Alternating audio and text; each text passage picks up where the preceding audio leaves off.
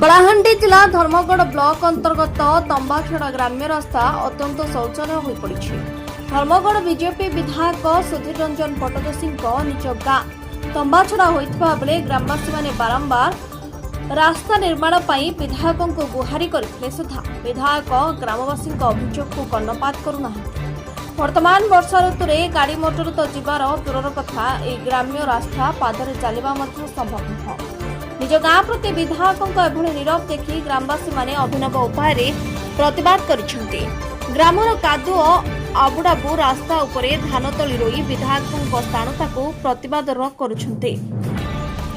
ग्राम तंबाछड़ा block Dharamgarh एटा यहाँ तंबाछड़ा ग्राम आमर MLA प्रति पितृक ग्राम ये रास्तार हाल देखु। आज ग्रामवासी धान उड़े रास्ता उपरे बेले